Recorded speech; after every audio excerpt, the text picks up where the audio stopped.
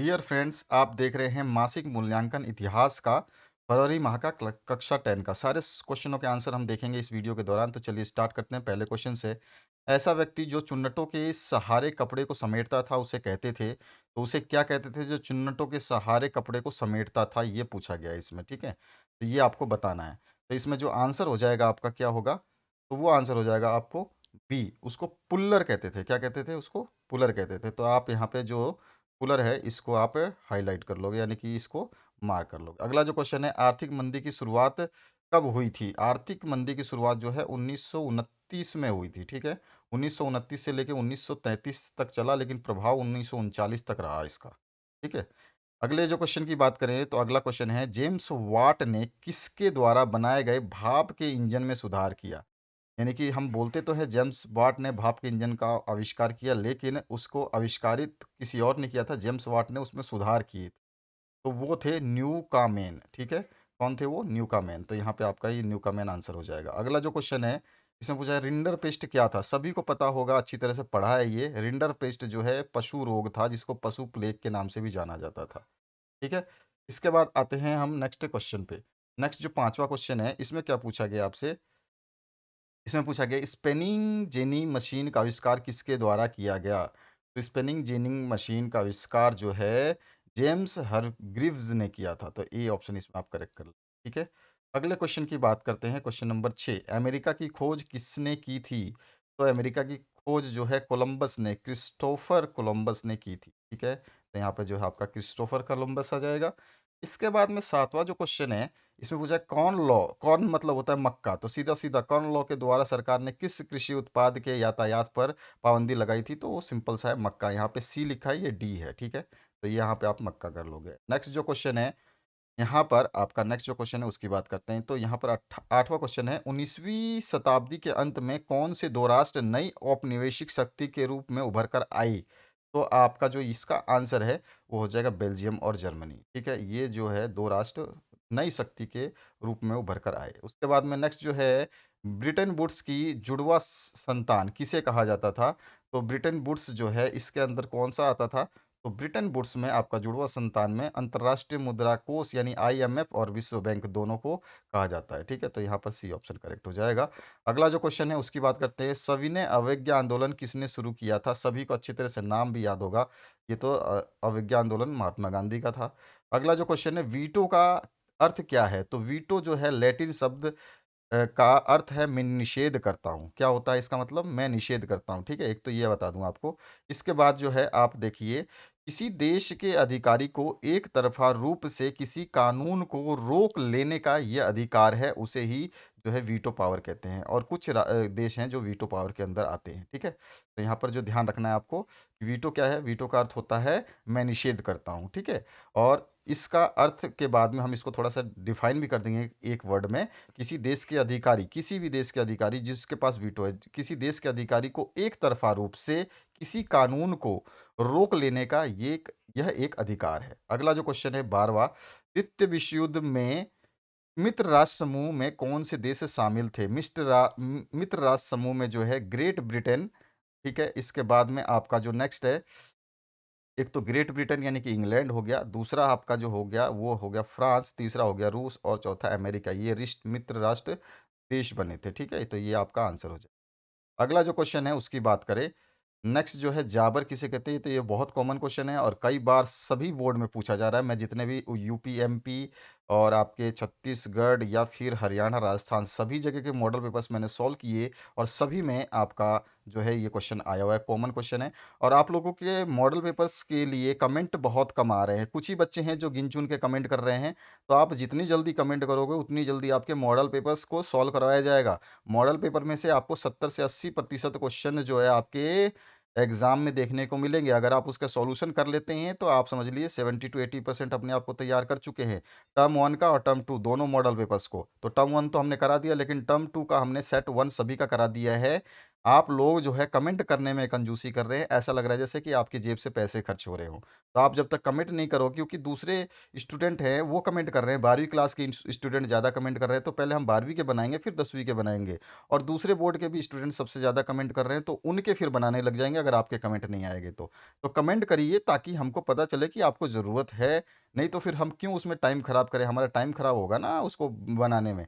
तो आप समझिए कि अगर आपको ऐसा लगता है कि नहीं आपको मॉडल पेपर्स चाहिए, तो आप कमेंट करना ना भूलें। अपने दोस्तों के साथ शेयर ज़रूर करें ताकि वो लोग भी कमेंट कर सकें, उनको बताएँ कि कमेंट करो भैया, हम लोग 40 स्टूडेंट हैं एक क्लास में, 40 के 40 कमेंट करो। ठीक है? आप जो-जो वीडियो देखते हो उसमें एक कमेंट ज़रूर करो, हर स्टूडेंट देखने वाला वीडियो को कमेंट करे। जाबर किसे कहते थे? तो उद्योगपतियों ने नए मज़दूरों की भर्ती के लिए जाबर रखे थे। जाबर मतलब जो जॉब देने का काम करते थे या जॉब के लिए आदमियों का जुगाड़ करते थे। जाबर रखते थे। जाबर कोई पुराना विश्वस्त कर्मचारी होता था। कोई एक पुराना कर्मचारी को जाबर कहते थे। वो अपने गाँव से लोगों को लाता था, उन्हें काम का भरोसा देता था और उन्हें शहर में जमने के लिए मदद करता था और मुसीबत में पैसे से भी मदद करता था। ठीक है ना? तो ये जाबर थे। इसके बाद आते हैं कार्डिंग किस प्रकार की प्रक्रिया थी? तो कार्डिंग कपास या ऊन आदि रेशों को कताई के लिए तैयार करने की प्रक्रिया थी। ठीक है? अगला जो क्वेश्चन है इसमें पूछा गया आपसे व्यापार अधिशेष से क्या समझते हैं? तो देखिए बहुत सारे चैनल जो आपको इसका आंसर देंगे लेकिन सब गलत देंगे या तो यहाँ से कॉपी करेंगे। बहुत सारे क्वेश्चंस है ना आंसर जल्दी नहीं मिलेंगे आपको। जब निर्यात मूल्य आयात मूल्य से अधिक हो जाता है तो इसे व्यापार अधिशेष कहा जाता है। ठीक है? अगला जो क्वेश्चन है गुमास्ता कौन थे और उनके क्या कार्य थे? तो कंपनी ने बुनकरों पर निगरानी रखने के लिए वेतनभोगी सुपरवाइज़र तैनात कर दिए जिन्हें गुमास्ता कहा जाता था और इनके कार्य थे ये बुनकरों पर को कर्ज देते थे, ठीक है? और उसके अलावा ताकि वे किसी और व्यापारी को अपना माल तैयार करके ना दें, वे खुद बुनकरों से तैयार माल इकट्ठा करते थे और वे खुद कपड़ों की गुणवत्ता की जाँच करते थे। तो ये सारे काम जो है ये गुमास्ता के थे, ठीक है? इस तरह से ये आंसर हो गया। अगले क्वेश्चन की बात करें तो यहाँ पूछा गया है नई अंतर्राष्ट्रीय आर्थिक प्रणाली से क्या तात्पर्य है? तो देखिए नई अंतर्राष्ट्रीय आर्थिक प्रणाली से क्या तात्पर्य है समझिए ध्यान से, ठीक है? यहाँ पे देखिए, यह विकासशील देशों द्वारा 1970 के दशक में प्रस्तुत किए गए प्रस्तावों का एक समुच्चय था, जिसके उद्देश्य निम्नलिखित थे। अंतर्राष्ट्रीय जो आर्थिक प्रणाली थी, वो एक क्या था? प्रस्तावित समुच्चय था और इसमें क्या-क्या चीज़ें थी? अंतर्राष्ट्रीय अर्थव्यवस्था पर विकासशील देशों के पक्ष में पूर्ण विचार करने का जो है विमर्श था, उद्देश्य था और यहाँ पर विकासशील देश एक ऐसी अर्थव्यवस्था चाहते थे जो उन्हें उनके प्राकृतिक संसाधनों पर नियंत्रण दिला सके। उसके बाद में विकासशील देश ऐसी व्यवस्था निश्चित करना चाहते थे, जिससे उन्हें कच्चे माल के सही दाम मिले और अपने तैयार माल को विकसित देशों के बाज़ारों में बेचने के लिए बेहतर पहुँच मिले। उसके अलावा जो है विकासशील देशों को बहुराष्ट्रीय निगमों की गतिविधियों को संचालित व नियंत्रित करने का अधिकार मिले। तो ये प्रस्ताव उन्होंने जो है दिए थे और यही एक प्रस्तावों का समूह जो है रखा गया था जो कि नई अंतर्राष्ट्रीय आर्थिक प्रणाली के अंतर्गत आता है। अगला जो है इसमें 18वाँ युद्धोत्तर काल में पूर्ण निर्माण का काम किन 2 बड़े प्रभावों के साये में बढ़ा? तो ये जो है 2 बड़े प्रभाव में पहला प्रभाव था पश्चिमी विश्व में अमेरिका आर्थिक, राजनीतिक और सैनिक दृष्टि से एक वर्चस्वशाली ताकत बन चुका था और दूसरा प्रभाव जिसमें बढ़ा, वो था आपका दूसरी ओर सोवियत संघ भी एक वर्चस्वशाली शक्ति के रूप में सामने आया। तो इन 2 प्रभावों के अंदर जो है युद्धोत्तर काल में पूर्ण निर्माण का काम जो है 2 प्रभावों के साये में बढ़ा। तो ये 2 प्रभाव थे, एक अमेरिका और एक सोवियत संघ। उसके बाद जो दूसरा है 19 नंबर क्वेश्चन 19वीं शताब्दी में हुए महत्वपूर्ण परिवर्तनों में तकनीकी कारकों की भूमिका बतानी है। ठीक है? तो तकनीकी कारकों की हम भूमिका की डिस्कस करेंगे देखिए। सबसे 19वीं शताब्दी में हुए महत्वपूर्ण परिवर्तनों में तकनीकी कारकों की भूमिका। भाप के जहाज, रेलवे, टेलीग्राफ ये महत्वपूर्ण तकनीकी परिवर्तन थे।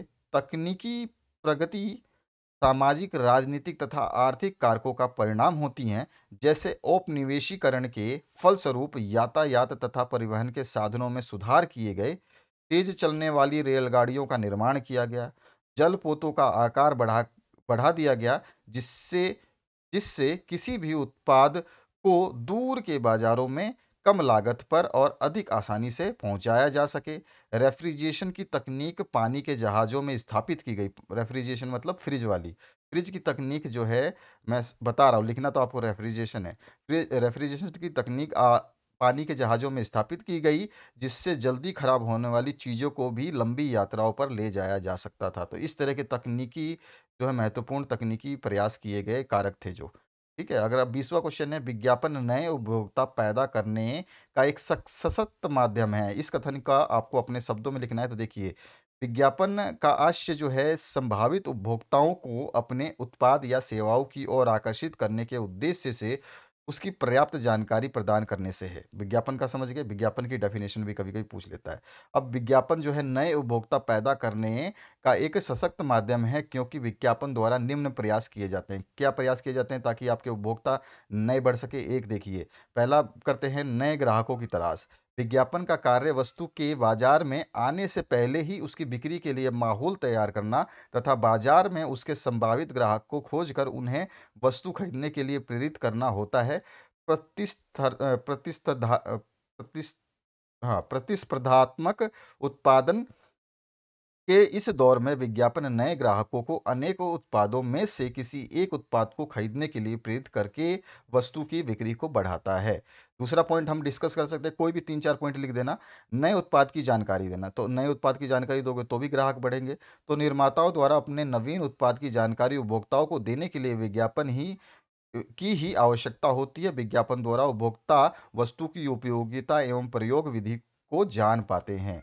तीसरा हम लिख सकते हैं, उपभोक्ता को उत्पादों का सही ज्ञान, यानी कि हम उपभोक्ता को क्या दे रहे हैं? उत्पादों का सही ज्ञान देते हैं, तो भी उपभोक्ता बढ़ेंगे। तो बाजार में विभिन्न कंपनियों की एक जैसे उत्पाद मौजूद रहते हैं, जिनको देखकर उपभोक्ता जो है भ्रमित हो जाता है, और इनमें से कौन सी वस्तु उसके वास्तविक उपयोग की है तथा कौन सी वस्तु उसके लिए उपयोगी नहीं रहेगी, तो कितनी उपयोगी है, निर्माताओं द्वारा वस्तु पर कितनी छूट दी जा रही है या विशेष उपहार दिया जा रहा है, आदि की जानकारी विज्ञापन द्वारा दी जाती है, तो उपभोक्ता बढ़ेंगे। मूल्य परिवर्तन की जानकारी, वस्तु के निर्माण में लागत के कम अधिक होने के कारण जो मूल्य परिवर्तन होता है, उसकी जानकारी निर्माताओं द्वारा उपभोक्ताओं को विज्ञापन के माध्यम से ही दी जाती है, जिससे उपभोक्ताओं को वस्तु की खरीद में कोई भ्रम नहीं होता। ये भी एक जानकारी है। और यहाँ पे विक्रय में वृद्धि करना, विक्रय को बढ़ाना, तो भी हमारे जो है ग्राहक बढ़ेंगे। यानी कि विज्ञापन का मुख्य उद्देश्य बिक्री में वृद्धि करना। निर्माता विज्ञापन द्वारा अपनी उत्पादित वस्तुओं का परिचय जन-जन को कराता है, जिससे उपभोक्ताओं की वस्तु के प्रति इच्छा जागृत होती है और विक्रय में वृद्धि होती है। तो इस तरह से मैंने 5 पॉइंट लिखे हैं, आप इसमें से 4 पॉइंट लिखे, 5 पॉइंट लिखे, 1-2 पॉइंट और भी ऐड कर सकते हैं, कोई इश्यू नहीं है। तो इस तरह से ये आपका पूरा सॉल्यूशन मैंने दिया। कमेंट करना ना भूलें, कमेंट सबसे ज़रूरी है। आप जब भी कमेंट करेंगे, जितने ज़्यादा सबसे ज़्यादा कमेंट आएँगे, उसको सॉल्यूशन फटाफट दे दिया जाएगा, इमीडिएट दे दिया जाएगा। तो इंग्लिश मीडियम और हिंदी मीडियम के लिए भी दे दिया जाएगा, लेकिन आप लोग कमेंट करिए, कमेंट करने की आदत डालिए, ताकि हम लोग जो है आपके लिए व्यवस्थित टाइम में से आपके लिए समय निकाल के सॉल्यूशन बनाएँ। नहीं तो मेरे पास पूरे हिंदुस्तान से कमेंट आते हैं, केवल आपके बोर्ड से कमेंट कम आ रहे हैं। मेरे पास सबसे ज़्यादा कमेंट आ रहे हैं दूसरे बोर्डों से, और 12th क्लास के, आपके ही बोर्ड के 12th क्लास का सबसे ज़्यादा कमेंट आ रहा है। तो आपके विषय ऐसे ही रह जाएँगे, एग्ज़ाम आ जाएगा पास में, और आपको ही दिक्कत होगी। मुझे कोई दिक्कत नहीं हो रही है सॉल्यूशन ना बनाने से, मेरे को कोई दिक्कत नहीं होती, ठीक है? क्योंकि आप लोग जब तक कमेंट नहीं करेंगे, तो मैं कैसे आपको मुझे कैसे महसूस होगा कि आप लोगों को उसकी आवश्यकता है या नहीं है? हो सकता है आपने सॉल्व कर लिया हो, आपको ज़रूरत नहीं है। तो ये चीज़ ध्यान रखें, और बहुत सारे चैनल जो है गलत आंसर बता रहे हैं, उनसे बच के रहना। बाकी आपकी मर्ज़ी है। और आपके आने वाले एग्ज़ाम्स के लिए हमारी तरफ से शुभकामनाएँ। बने रहिए इस चैनल के साथ में, ताकि हम ज़्यादा से ज़्यादा आपकी मदद कर पाएँ। Thank you very much. Have a good day.